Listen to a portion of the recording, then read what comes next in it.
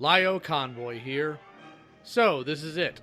One of the few reboots people were actually excited for. And yes, while I know it's a continuation and is played out as such, I'll refer to it as a reboot going forward because it's easier and the show does so as well. Here's how this video is going to go. I'm going to cover the following things: series overview, the writing, the animation, and my thoughts on the show. Strap in, people, this is going to be bumpy. We open with the Warners returning to the studio lot for the first time in 20 years. After giving a surprisingly unaged Ralph some grief, they go to the new CEO for the show, Nora Rita Norita. No mention given to where Thaddeus Plotz is or why he isn't here anymore, although you can see his portrait hung in her office in later episodes. Yakko eats an electronic tablet to gain knowledge of the events of the past 20 years. This leads to a song and establishes where they're going for the rest of the season. This is where we switch to the Pinky and the Brain segment. What have they been doing for 20 years? Well, Brain has been pioneering smartphone technology to put television in the hands of everyday people. This is so he can utilize meme culture to his advantage for world domination. As always, it doesn't work. The rest of the season sticks to the general format going forward. We find out what happened to the rest of the cast for the most part, and it's never touched on again for the rest of the other 10 episodes. I personally found the writing to be very stale and uninspired. Most of it seems to do better in a Family Guy cutaway gag more than anything else. The writers seem to be more interested in how meta and self-referential they're being than actually being funny. Or in some cases, they flatly miss some of the important character points the original show had. An example of this is from the third episode. The Warners have a camp out on top of the Greek game's torch. When they're informed where they actually are and are asked to leave, they instead decide to torment the guy who asked them to leave in order to get his medals, mistaking them for wrapped chocolates. With the guy they're tormenting ultimately winding up in, well, hell. At the risk of sounding like Mr. Enter here, this seems really mean-spirited. In the original show, the Warners never messed with someone unless they did something to warrant it. That was more of Slappy's thing. So much to that end that they once outsourced violence to her because their moral code wouldn't permit it. The character they're tormenting, Niels Neidhart, by their own admission, is a lazily rendered stereotype of Arnold Schwarzenegger, who had this line, and honestly, it was the first time I laughed in this show. No squatters in the stadium until after the games are over. That's when the urban decay sets in. And while I found the joke funny, I feel a bit wrong about it because of who this character represents. In reality, Schwarzenegger has a history of calling attention to and helping the homeless. In the last episode, he comes back, and while he was a jerk to a granny and stole somebody's vehicle after pushing them out of it, the dude wouldn't even risk puppies and babies on the road, or even so much as cut through a line. If this is the writer's idea of a good foil, then I think they need to interact with people a bit more. Same can go for Pinky and the Brain in at least one sketch. Brain genetically engineers a wife named Julia to help him run for Senate. While accomplishing this, Julia proves to be more likable and ultimately runs for president herself. When she doesn't go along with Brain's plan, he activates a chip in her brain to force her obedience, which leads to her head catching fire and her plotting against him in a hanging plot thread. Now, while the Brain has always been a bit abusive to Pinky for the sake of comedy, he's never done something like this before to my recollection. He's never been this cruelly abusive. This is the same guy that gave up on the realization of his dream of world domination just so Pinky would get his Christmas wish.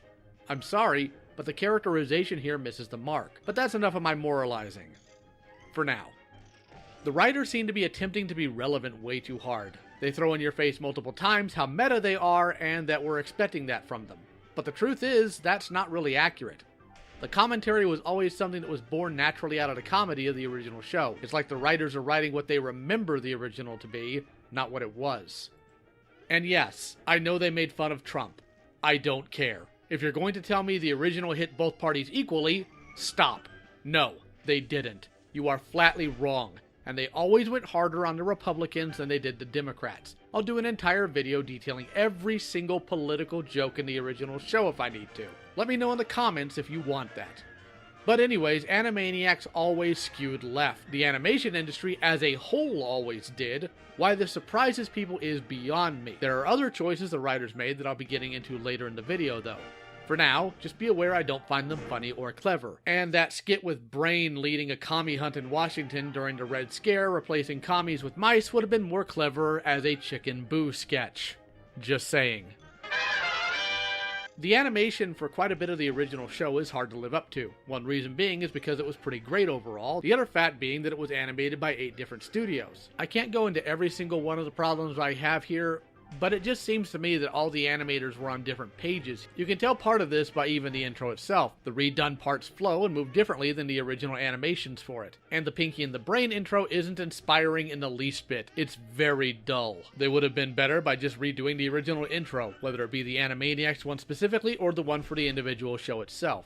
You can also tell when certain parts have been tweened because the movement is so robotic. I don't hate the use of tweening, and it seems to be used sparingly here, but I think tweening should be used for stuff like mechanics. Just a personal preference. And no, people, this show isn't any less hand-drawn than the original just because it's digital. Whether it's paper or a tablet, hands still drew it. Please learn to not be stupid. I will say, though, the original color palette seems to be much brighter than the new one. The new one just looks muted and dulled. This also isn't helped by the change to Ralph's uniform color or the white fur on the Warners and Pinky and the Brain being changed to what looks like an eggshell white. And yes, I checked this against original cells. You can see them on the screen. They were white at first. I don't get the change. There's also times when the animation is just bad. The segment with cartoons gathering to gain the right to vote is part of this. Take a look at the Flintstones segment. Movement is okay overall, but they literally forgot to color the sky through part of the car. Fred is off model, Betty now has gray streaks in her hair, and I don't even want to know what's up with Barney's arm. Or this scene that looks like it's shot out of place. Here's the original order.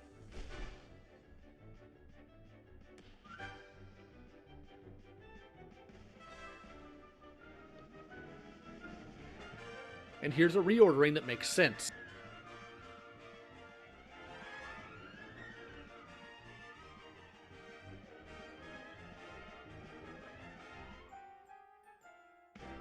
Guys, this show took 2 years to come out. I don't expect perfection, but errors like this are just bizarre. There's also some odd focus on butts and nipples in this version.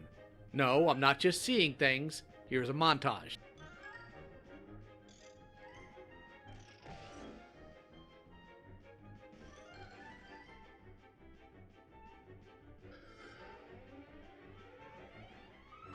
And I'm not even bringing up the bounciness of Marie Antoinette's bosom.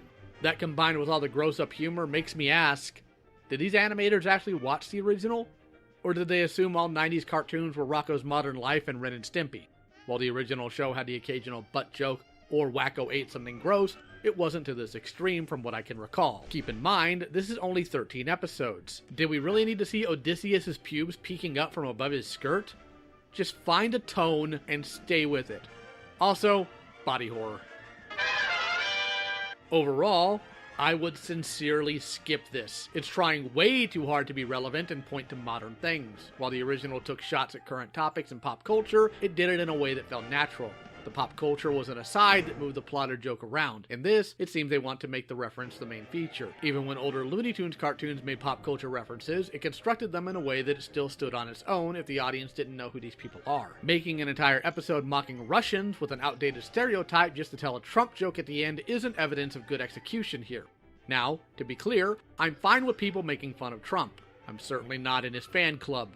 But they have to be funny.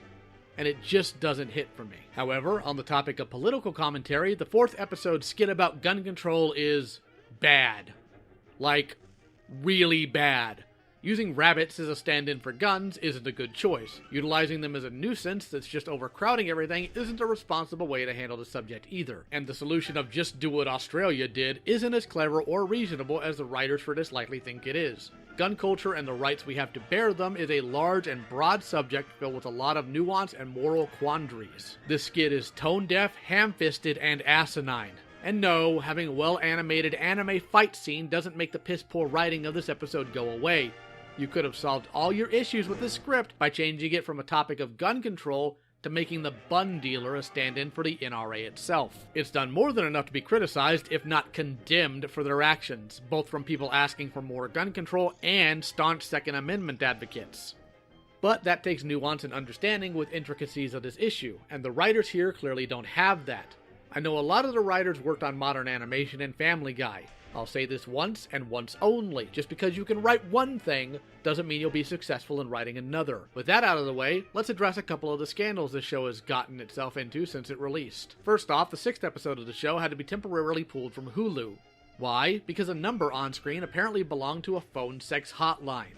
While the 555 digits have generally been reliable to avoid real phone numbers, that's not really true with 1-800 numbers. And if they were smarter, they would have checked before putting that on screen. But this is modern Warner Brothers, so don't expect due diligence, it's just asking way too much for them apparently. There's also the on-screen gag towards Johnny Depp. To be clear, I don't believe for even a second this was meant to attack Johnny in his legal case. It's clearly a reference to the Johnny animation meme from 2 years ago. Here's where we see the problem with trying to make your show rely too heavily on pop culture, especially when the production takes too long. You date yourself very quickly and sometimes to disastrous effects. Another issue is the show's lack of utilization of both primary cast members and supporting members. Yet they have no problem introducing 2 other new bits. Part of the problem I'm seeing with this is that they don't want to make up their minds on the time scale here. They'll often reference how long it's been since the end of the original show, but characters like Ralph and Scratch and Sniff have virtually unaged and unchanged. On the other hand, CEO Plots got replaced outright. Hello Nurse is explained away by saying she joined Doctors Without Borders, so at least they tell you where she is. Granted, this is only coming up on the final episode of the season. When it comes to the rest of the cast, though, their lack of presence is a constant void felt throughout the season. And while characters like the Goodfeathers were based on works like Goodfellas and The Godfather, not knowing the initial reference didn't detract from it when I was a kid. So I doubt it would do so now. Excluding these other characters that put less strain on the Warners and built on the show in its original run is flatly a mistake. Will they correct this in the second season? I have no idea. The only character that was mentioned by name for full exclusion going forward was Minerva Mink. And here's where I'll likely make people mad. Minerva Mink is one of the few, if only, characters the show would not suffer having gone. Her initial purpose conflicted with her final one, she added nothing of importance to story or comedy-wise, and had no personality outside of vain ego to add. Minerva Mink, done right, was Hello Nurse. You don't need her, and she only had 2 full skits and a handful of cameos in the original. More Slappy Squirrel, and less Minerva Mink, please. I don't care if you find her attractive, go to therapy or something. Furries ruin everything. Now we'll get to the biggest issue I have here. I spoke about this in my Siege review, and I'll repeat it here. Stop going out of your way to exclude previous workers. I saw this in the new DuckTales, I saw this in Siege, and now I'm seeing this here. I cross-referenced all the info on IMDb for both shows, and I saw no directors or writers from the original coming back for the new series. If you know that some have, let me know. But out of all of them, only 3 of them haven't been working in the past decade. Outside of the studio refusing to, there's no reason not to have them on. And yes, Warner Brothers said they reached out to and kept in contact with Tom Ruegger and his team. What did Tom say about this? Have a listen. WTF? A source close to the production disputes several details of Ruegger's account, insisting that Warner Brothers went out of its way to keep Ruegger's team informed about the revival and the fact that he would not be in charge of it. Regardless of what Warner Brothers is now saying, I was not informed of the revival until it was announced to the public by Warner Bros. On that day, I was walking across the grocery store parking lot in Casablanca when I learned about the revival. I had just phoned Maurice LaMarche about something else, and he answered the call by saying, "Sorry." I said, "Sorry about what?" He realized I hadn't heard the news that was reported that morning. He proceeded to tell me that Warner Bros. Had just announced a revival/reboot of Animaniacs and that the showrunner was a guy named Wesley Watt. Shut up, Wesley! I remember this moment vividly because the second I heard the news, and while not paying attention to anything but this phone call and the bad news, I walked into a metal girder sticking out of the back of a parked truck. Smashing my forehead, I slammed down to the pavement. I'm not sure what Maurice heard at his end of the phone call, probably a clong sound effect with an ow, and probably a holy shit I'm bleeding. Anyway, contrary to the statement above, Warner's did not go out of its way to keep Ruegger's team informed about the revival. I'm not sure who they are referring to when they say Ruegger's team.